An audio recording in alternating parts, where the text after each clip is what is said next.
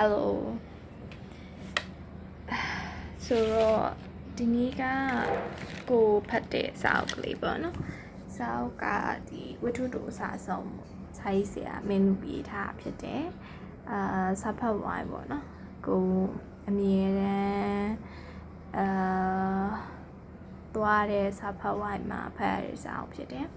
ဆိုတော့အဲ့စာအုပ်ကလေးအကြောင်းကိုပြောမှာပေါ့နော်ဆိုတော့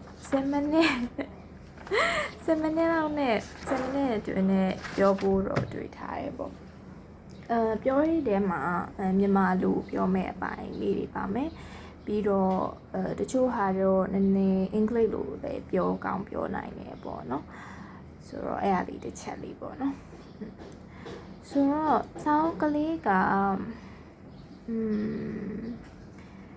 တစ်စစ်လေးတစ်ခုကရင်သူစပြီးတော့ပြောရပေါ့နော်ဆိုတော့အဲ့မှာတစ်စစ်လေးကိုပြောတဲ့အခါမှာတစ်စစ်လေးတစ်ခုကိုတွေ့ရပါတော့ဆိုတော့အဲ့တစ်စစ်လေးတစ်ခုကိုတွေ့ရဟာဘယ်လိုအစတွေ့ရလဲဆိုတော့ဂျိုလေးတစ်ကောင်ပေါ့နော်ဆိုတော့အဲ့ဂျိုလေးတစ်ကောင်ကသူကဒီနာနော်ဆိုတော့နာလေးတစ်ချက်လောက်ကြည့်လိုက်ဆိုတော့ဂျိုလေးတစ်ကောင်ကဒီတစ်စစ်လေးကိုကြိုက်လာပါတော့ပြီးတော့ပြန်ထွက်သွားရပေါ့ပြီးတော့သူ့လက်ထဲဒီသစ်စေရပြီပေါ့နော်ဆိုတော့ပထမဆုံးစိုက်ရသစ်စေလေးရဲ့သမိုင်းပေါ့နော်ဆိုတော့အဲ့ဟာပေါ့ပြီးတော့ဒီဂျိုးပထမဘာလို့ဘာအကြောင်းရေးတာလဲပေါ့နော်ဆိုတော့အဲ့လိုမျိုးနေcurious ဖြစ်တယ်ဆိုရဟာရှိရပြီးတော့ဒီဂျိုးငတ်ကိုမြင်လိုက်တဲ့အချိန်မှာကျတော့ဘယ်လိုမျိုးသွားတွေ့မိလဲဆိုတော့ဒီပတ်ဝန်းကျင်ပေါ့နော်တက်ရှိလှုပ်ရှားမှုတစ်ခုပေါ့နော်ဆိုတော့ဒါမျိုးပါတယ်ပေါ့ပြီးတော့ဒီဇိုင်းဆရာဒီတစ်စေလေးကိုပြန်ပြီးတော့ analysis လုပ်တဲ့ပုံစံမျိုးပေါ့နော်ဆိုတော့ညောင်စိတ်လေးလားမကြီးစိတ်လားကင်မွန်းစိတ်လားပေါ့နော်ဆိုတော့ဒါမျိုးပြောတယ်ပေါ့နော်ဆိုတော့ဒါမျိုးပြောဆိုဟုတ်တယ် तू ဘာလို့ဒါတွေးတာလဲပေါ့နော်ဆိုတော့ဘာလို့ဒီလိုမျိုးတွေးတာလဲပေါ့ဆိုတော့ဘာလို့လဲဆိုတော့ဒီအစိတ်လေးကို तू စိုက်ချင်တယ်ပေါ့နော်စိုက်ချင်တယ်ပြီးတော့အဲ့စိုက်ချင်တယ်ဆိုရဲဟာကို तू ကစန္ဒပေါ့နော်ဆိုတော့စန္ဒကိုမှဒီအရေးအသားလေးနေပေါ့နော် the analysis of the seed guy တစမ idea က like show unexpectedly and gradually ပေါ့နော်ဆိုတော့အဲ့လိုလေးဖြစ်လာပေါ့ဆိုတော့ပြီးတော့သူဒီမှာ idea guide တစ်ခုပါတယ်ပေါ့နော်ဆိုတော့ဒီမှာပြောရဆိုရင်ချစ်ဆိုတာဂျုံငတ်လားပေါ့နော်ချစ်ဝတ္ထုဆိုတာသစ်စိတ်လေးလားပေါ့ဆိုတော့အဲ့ဟာကိုပတ်လိုက်တဲ့အချိန်မှာ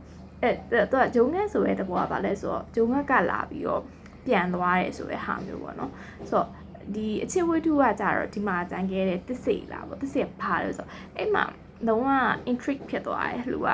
ဘာပြောချင်တာလဲပေါ့နော်ဆိုတော့အချစ်ဆိုတာပြန်သွားတဲ့ဟာလားဒါမှမဟုတ်တဖြည်းဖြည်းနဲ့ဘာမှမသိပဲနဲ့ကြံခဲ့တဲ့အရာတစ်ခုလားပေါ့နော်ဆိုတော့အဲ့မှာလုံးဝစိတ်ဝင်စားတယ်ဆိုတဲ့ဟာဖြစ်သွားတယ်ပေါ့ဆိုတော့အဲ့ပြီးတော့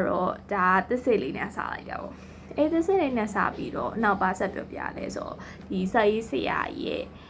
သဘောတဘာဝကိုပြပြရဲပေါ့နော်ဆိုစာရေးဆရာဆိုရင်သူက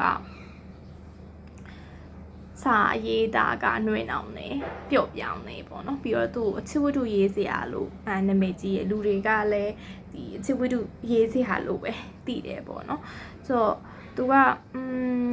ဟုတ်တယ်ချစ်ဝတ္ထုရေးလို့ချစ်ဝတ္ထုရေးစရာဟုတ်တယ်ပေါ့နော်သူရေးတဲ့တဲမှာလည်း10ပုဒ်မှာ9ပုဒ်လောက်ကချစ်ဝတ္ထုပေါ့နော်ဒါပေမဲ့သူတပုဒ်လောက်ကိုတော့ဘဝအကြောင်းရေးရဲဆိုရဲဟာမျိုးဖြစ်ချင်တယ်ဆိုတော့အဲ့မှာဘယ်လိုမျိုးခံစားရလဲဆိုတော့စာရေးဆရာသူ့ရဲ့ background ကိုဖြည်းဖြည်းချင်း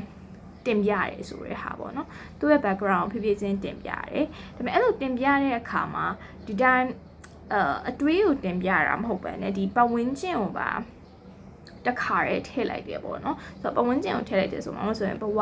တရုပ်ဖို့စာပေါ့နော်ဆိုတော့ဒီဘဝတရုပ်ဖို့စာတွေကအရင်တုန်းကလည်းတစ်ခေတ်တုန်းကဒီလိုမျိုးနာမည်ကြီးခဲ့တဲ့ခေတ်ရှိတယ်ပေါ့နော်ဆိုတော့ဒါပေမဲ့အခုမှကတဖြည်းဖြည်းနဲ့ဘယ်လိုပြောမလဲအနုပညာဆိုလို့ရှိရင်ဒီဘဝအဲ့လိုမျိုးဘယ်လိုပြောမလဲစူးစမ်းရတယ်အဲ့လိုမျိုးဟာမဟုတ်ပဲねဒီလိုမျိုးအချစ်အဲ့လိုမျိုးသွားတယ်ဆိုတဲ့ဟာမျိုးဆိုတော့ဒါပေမဲ့သူကဒီဘဝတရုပ်ဖို့ဆိုတဲ့ဟာကိုသူတမိုးထားတယ်ပြီးတော့သူပြောရတဲ့ထဲမှာဆိုရင် ဒီအချစ်ဝတ္ထုမှာပဲပေါ့နော်ဒီလူစရိုက်တွေကိုဖော်ပြတယ်လူသဘောတွေကိုဖော်ပြတယ်လူဘဝတွေကိုဖော်ပြတယ်ဒါလည်းဘဝပဲပေါ့နော်ဆိုတော့အချစ်ခေါင်းစဉ်တက်ထားပေမဲ့ဒီခေါင်းစဉ်ရဲ့အထဲရရင်မှဒီဘဝအကြောင်းကိုပြန်ပြီးတော့ပြောလို့ရတယ်ဆိုတဲ့ဟာပေါ့ပြီးတော့သူ့ရဲ့သဘောအဲ့မှာဖတ်ကြည့်လိုက်ပါခံစားရလဲဆိုစာရေးဆရာသူ့ identity ကိုသူ limit မလုပ်ချင်ဘူးเนาะဆိုတော့သူပြောရဆိုအချစ်စာရေးဆရာလို့ပြောလို့ရှင်လူတွေကနှိမ်ပြောသလိုမျိုးပြောသလိုပေါ့เนาะဒါပေမဲ့အချစ်ဝတ္ထုကိုရေးတဲ့စာရေးဆရာလဲစာရေးဆရာပါပဲပေါ့ဆိုတော့အဲ့မှာနည်းနည်းလေးခံစားမိရပေါ့เนาะသူပြောရတဲ့မှာဆိုရင်သူ့ audience ကလူတွေကလိုချင်တာသူ့အချစ်ဝတ္ထုရေးတာကိုပဲလိုချင်တယ်သူဒီလိုမျိုးဘဝတရုပ်ဖော်စာမျိုးရေးလို့ရှိရင်သူအချစ်ဝတ္ထုရေးပါလို့ပဲပြန်ပြောကြတယ်ပေါ့နော်ဆိုတော့အဲ့ဟာသူ့အတွက်လည်းနည်းနည်းလေးတော့ဟိုလိုမျိုးဖြစ်တယ်လို့ထင်တယ်ပေါ့နော်ခုလိုဖြစ်တယ်ငါဘာလို့ဟိုဘယ်လိုပြောမလဲလူတွေလိုချင်တဲ့ဟာငါဘလို့အဲ့မျိုးပေးရမှာလဲဆိုတဲ့ဟာမျိုးလေးပေါ့နော်ဆိုတော့အဲ့ဟာလေးကိုတွေ့ရဒါပေမဲ့အဲ့ရရင်မှဒီဝတ္ထုရဲ့သဘောတရားအရာဆိုရင်သူကဒီဝတ္ထုကအချစ်ဝတ္ထုလို့ကောင်းစင်တက်တယ်ထားပါတော့ဒါပေမဲ့သူပုံမှန်ရင်းနေကြချစ်ဝတ္ထုလို့ပြင်မှာမဟုတ်ဘူးเนาะအပင်လေးတပင်သူရှိမှာသူစိတ်လေးတစ်စိတ်သူရှိအဲ့စိတ်လေးသူအပင်ဆိုင်ဖို့လုပ်နေအဲ့ရိုက်မှာဒီအချစ်ဝတ္ထုနဲ့ဆက်တယ်ပြောရင်စာရေးဆရာဒီဝတ္ထုကိုရေးဖို့အတွက်သူ့အတွေ့ကဘယ်လိုမျိုးကိုရဲဖြန့်ချက်လေးပေါ့เนาะဆိုတော့ဒီကိုရဲဖြန့်ချက်လေးဆိုတဲ့ဟာကိုသူပြောထားတဲ့ဟာပေါ့ဒီမှာဆိုလို့ရှင်he trying life novel but like people don't want his creation kind of thing so he have to build this ability to withstand the outside opinion over his authenticity yeah they are talking like you should do this but he has like a feeling that he want to do this type of literature something like that so he goes I would say he went against the criticism and he followed the exploratory journey of his own and I think that is a very very like admirable act because I feel not everyone is able to break through that. Like people are always in this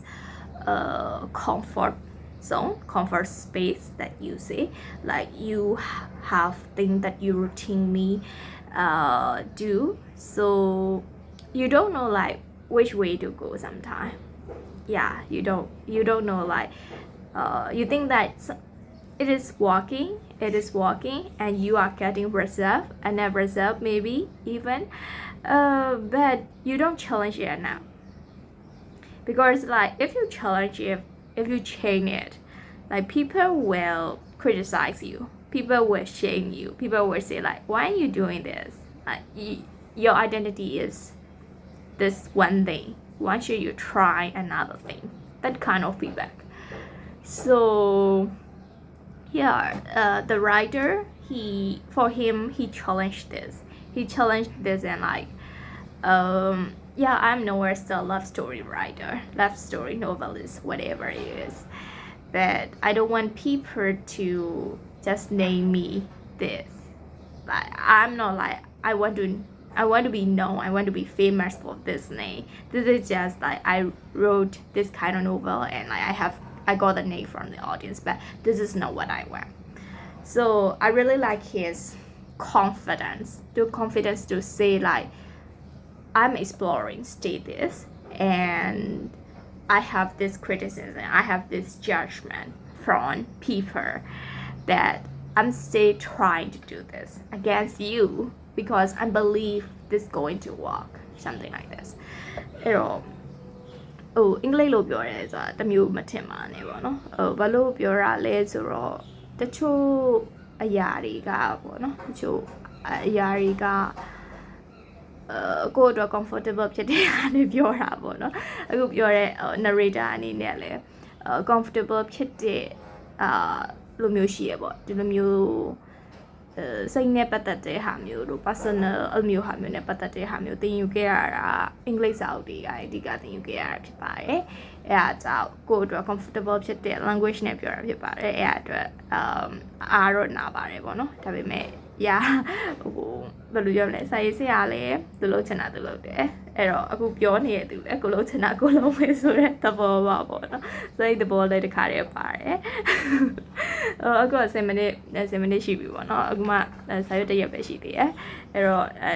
နောက်တော့မှပဲနောက်တစ်ခေါက်မှပဲဆက်ပြောမယ်ပေါ့နော်အခုကတော့စာရေးဆရာမင်းတို့ရေးထားတဲ့ဝတ္ထုတို့အစားဆုံးကိုပြောတာဖြစ်ပါတယ်နားထောင်ပေးရလို့ကျေးဇူးတင်ပါတယ်